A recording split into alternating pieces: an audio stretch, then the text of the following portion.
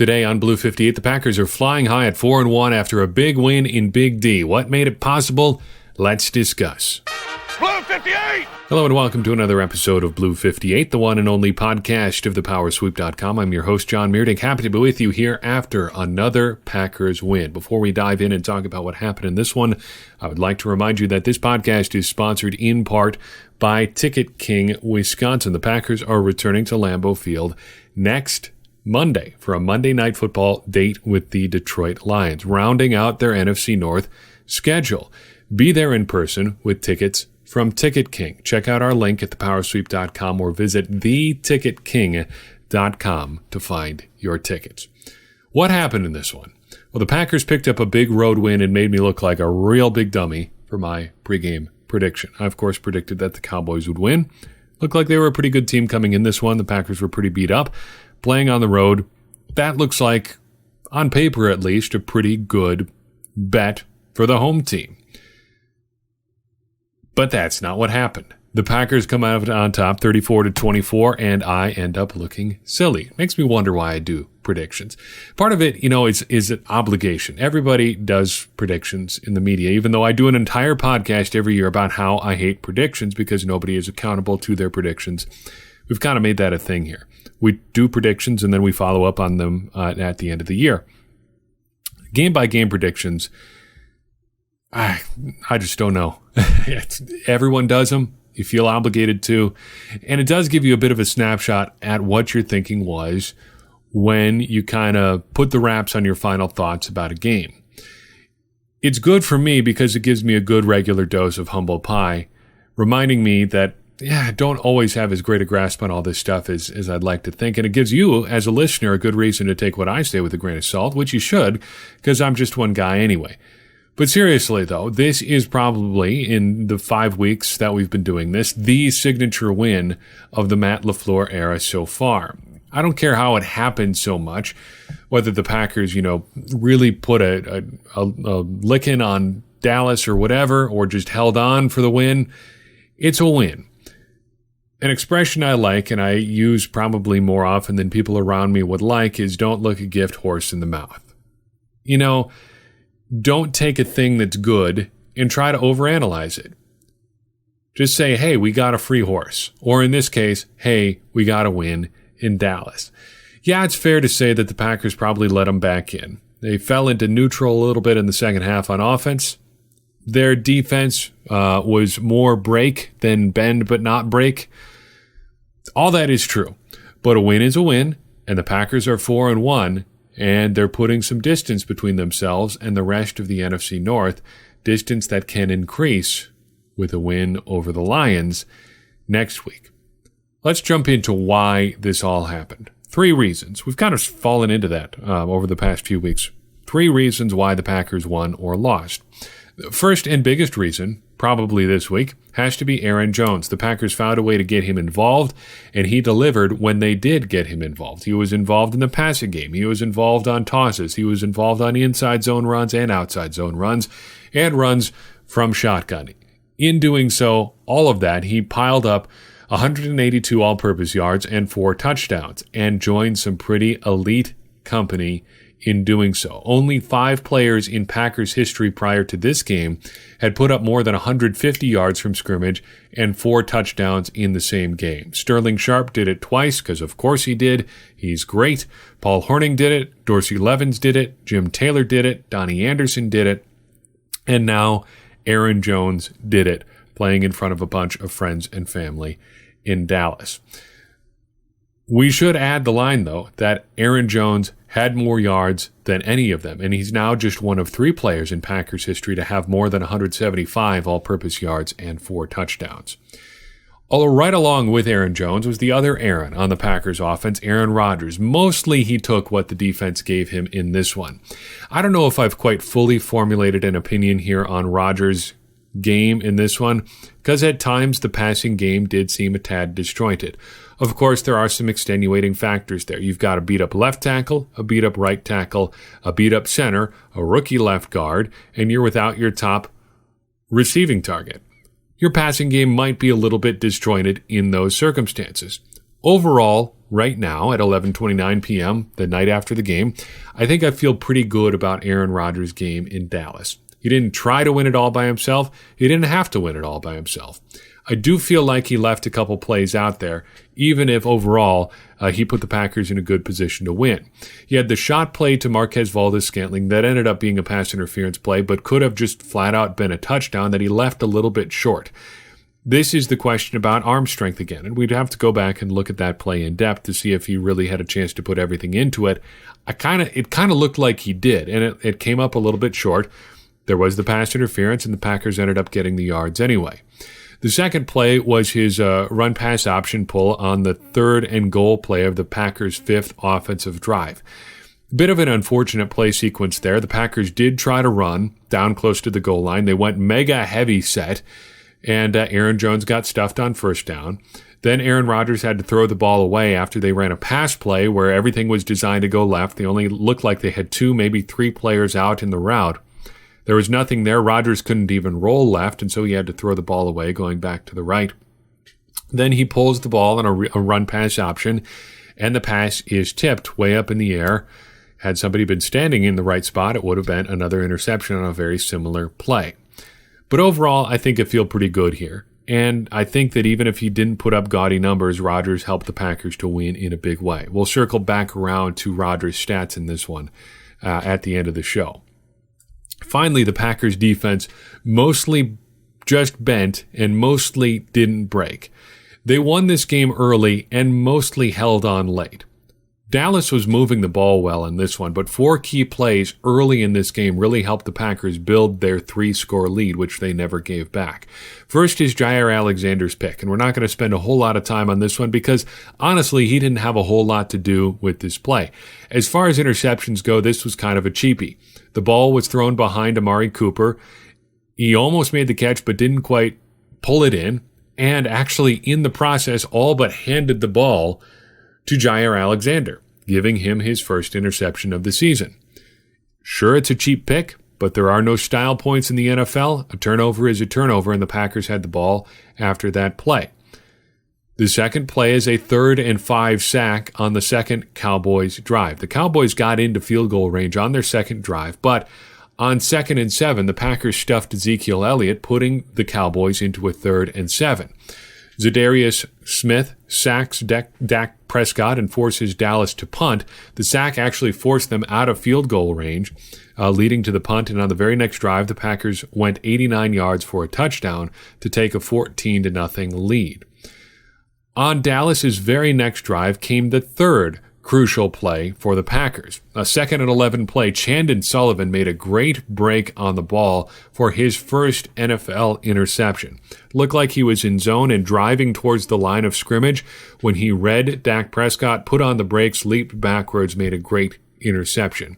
The Packers didn't score on their next drive, but this did take away another Dallas possession that looked like it was going places. They preserved the shutout to that point. I think it should be pointed out that prior to Brian Gutekunst becoming the general manager in Green Bay, I think a guy like Chandon Sullivan wouldn't be on the Packers roster. His spot there would probably have been taken either by 6th-round pick Kadar Hollman or an undrafted free agent.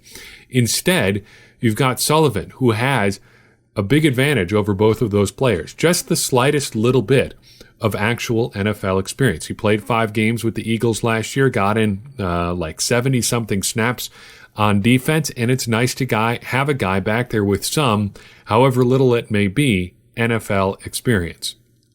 Finally, on Dallas's 4th drive, the Packers managed to get them into a 3rd and 4 or 5 or so after 4 straight Tony Pollard runs. Facing an obvious passing situation, Preston Smith managed to notch the Packers' 2nd sack in 4 drives for Dallas, and the Packers went up 17-0 on their very next drive. Those 4 plays really helped the Packers build their lead early and allowed them to, if not coast, play differently down the stretch. Since they knew the pass was coming, they could play their entire defense differently. It was very crucial, I think, to build this lead early, as we've seen with how the Packers have played kind of in every game so far this season. But they managed to build this lead thanks to these 4 individual defensive plays in an otherwise unspectacular defensive effort. So what does all this mean? Again, I think you have to look at this as something of a signature win. The Packers beat up, shorthanded, go into Dallas, and win against a good Dallas team. That's pretty great in and of itself. It also looks, even if the score isn't great from a defensive perspective, 24 points, a whole bunch of yards, looks like a pretty complete game. The Packers didn't tail off quite as much in the second half on offense as they have in other games so far this season. Also means that they're 4-1, which, to be honest, is kind of unexpected. I would have said, at best, probably 3-2, maybe even 2-3. Things go really bad, maybe 1-4, and those are some dark days in Green Bay if Matt LaFleur starts his tenure in Green Bay 1-4. And again, I have to return to that analogy. Don't look the gift horse in the mouth. Take the win. Don't complain about what could have been better or should have been better or should have been worse. That's for Monday. For right now, you enjoy the win, and you'd stockpile a win for when you need it later in the season. My prediction was the Packers would be somewhere between 9-7 and 11-5. If the Packers get to 10 wins, say by week 15 or so, they're in a great position to really, well, kind of control their own destiny. Not even kind of. At that point, you're almost certainly controlling your own destiny. Every week that goes by that you don't add another digit to the loss column really changes the entire complexion of your season. And right now, the Packers only have that one loss. That is crucial. What happens next? Next week, the Packers will be hosting the Detroit Lions at Lambeau Field on Monday Night Football. Detroit was idle this week, an early bye for them. Just as a reminder, the Packers don't have their bye week all the way until week 11. So far this season, Detroit is 2-1-1. Skating by on some pretty close games. Of course, they do have that tie. No margin of victory or loss there, but their 2 wins and 1 loss have been decided by a total of 10 points. I think this could be a pretty good game. I think Detroit has been pretty solid so far this season. It all is, and this is just the way Detroit is, probably going to be a matter of which Detroit team you get on this particular weekend. Are you going to get the team that played Kansas City tough and held on till the very end against a very tough Chiefs team, or are you going to get the team that let the Cardinals back in a game that they should have put away and ended up tying? That's kind of the state of the Detroit Lions, and it'll be interesting to see what the Packers get next week. Here are a few thoughts and observations before we head out in this particular episode. First, Aaron Rodgers and Dak Prescott showed a big reason why passer rating is flawed. We use passer rating in our analysis as much because it's kind of ubiquitous as anything else. I don't think it's a particularly good stat, but everybody uses it. You can still do some useful things with it, but still, it's not the greatest number. To wit, Dak Prescott threw 3 interceptions, but had 463 yards passing and 2 touchdowns. His passer rating is 83.8 on the afternoon. Aaron Rodgers threw no picks, but had just 238 yards and no touchdowns. His passer rating, just 85.2. If you look at those numbers, you'd think Aaron Rodgers played only slightly better than Dak Prescott, but Prescott all but took his team out of the game in this one. Now, a couple of those picks weren't necessarily his fault, but he threw 3 passes that resulted in interceptions, and a 4th one through some advantageous refereeing was not ultimately an interception. Meanwhile, Rodgers did what he was supposed to do and missed 2 touchdowns through no fault of his own. Jake Kumerow fell down after making a catch, slipped on what looked to be a good chance to get into the end zone. Ended up that drive ended with an Aaron Jones touchdown. On a different play, Darius Shepard dropped the ball in the end zone after being interfered with, but still, it was a catchable ball in the end zone. If those 2 plays go a different way, Rodgers probably has a much better passer rating. That's just the way things go sometimes. And unfortunately, you don't get the raw stats there for Aaron Rodgers. To his credit, after the game, he said he didn't really care. He's compiled a bunch of stats. He just cares about winning now. Good for him.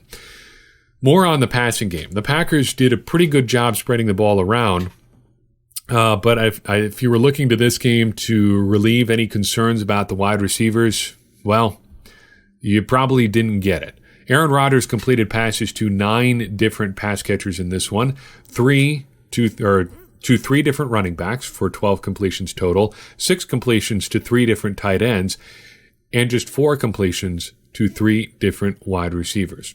I am concerned about the wide receiving group beyond Devontae Adams. They haven't added blue chip talent there in a long time, and I think that could be a problem for them going forward. Of course, they've tried to get their defense shored up instead of drafting wide receivers, which is fair, considering how the Packers' defense has been for quite a while. But still, it leaves you without picks to invest in high-end wide receivers, and those would be some really good things to have right now. Corey Linsley's injury is also concerning. He left late in the first quarter with a concussion, and Lucas Patrick was an adventure in relief. So bad were some of his snaps that Joe Buck and Troy Aikman thought he was doing direct snaps to Aaron Jones. That says probably about as much about Joe Buck and Troy Aikman as it does about Lucas Patrick and his snaps, but we'll leave that point kind of lie. I've been banging the drum about backup center for like 4 years now. The Packers have not really been settled with a competent backup since J.C. Tretter left town, which is fine if you think you can get by through an entire season with your starter, and the Packers have been able to do that. But this looks to be the year where they're finally going to have to make some adjustments to their center situation. This is the first time since 2016 Linsley will not have played 100% of the offensive snaps. Even if it's only a week, even if it's just a couple weeks, those are going to be a couple weeks where you're going to have to be watching each and every snap the Packers make. Staying on the offensive line, I am mildly concerned and growing more concerned about David Bakhtiari. He had a hold and a false start in this game, the third of each of those penalties so far this year. 6 penalties on the year for David Bakhtiari so far, the most he's had in a single year since he had 11 in 2015. He has been battling a back issue. He was checked out for a stinger last week.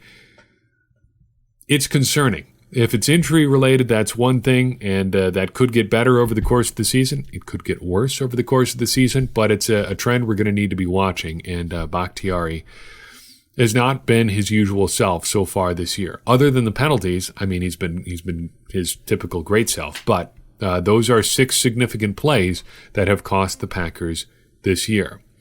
Switching to defense, the Packers were better at getting their hands on the ball this week. So last week we talked about how the Packers in our ball hawk stat were not doing particularly well. They just had 2 ball hawks against the Eagles. This week they were back up to 14, and that was a big reason that the Packers defense was able to do what it did. They were knocking down passes, getting interceptions, and getting to the quarterback, all very good things to do. Speaking of good things to be doing, converting in the red zone. The Packers were miserable in the red zone against the Eagles. NFC East, I guess. Redskins coming up later this season. In the red zone, the Packers were not great against the Eagles. But this week against the Cowboys, also in the NFC East, they were 6 of 6 by my count, coming away with 4 touchdowns and 2 field goals on their trips to the red zone. More importantly, 3 of 4 times they advanced inside the 5, they ended up with a touchdown. The one time they didn't was that sequence we already talked about that ended with Aaron Rodgers pulling it on the run-pass option on 3rd down. Overall, you have to like that effort. Wish that other one would have been a touchdown, but hey, you can't have everything. Again, overall, this is a good win. Don't feel bad about this win just because it could have been better. Yeah, it could have been, but just about every win could have been better. And we could sit here and do coulda, woulda, shoulda after every game, win or loss. The important thing is the Packers won. That's all I've got for you on this episode. If you like what you heard, leave us a rating and a review on the podcast listening app of your choice. It does help more people find the show. You can also choose to support us by checking out any of the fine options at the support page at thepowersweep.com. The easiest way, though, among those to support us is probably Patreon, patreon.com/thepowersweep. Leave $1 a month there. That helps us offset some of the costs we run up doing this podcast and website and all of those good things. If you have a question, if you have a thought, don't hesitate to reach out. Any question is a good question. Don't be shy. I will try to answer every question that I get, and I know there are still a couple lingering in my inbox, so I will try to get to those as soon as I can. But give us a shout via email, via the contact page at thepowersweep.com, via Facebook, via Twitter, wherever. Find us, ask us a question. We'd be happy to chat with you about Packers, because really, that is what helps us advance our mission of helping everybody become smarter Packers fans. Because as I always say, smarter Packers fans are better Packers fans, and better Packers fans are what we all want to be. I'm your host, John Meerdink. We will see you next time on Blue 58.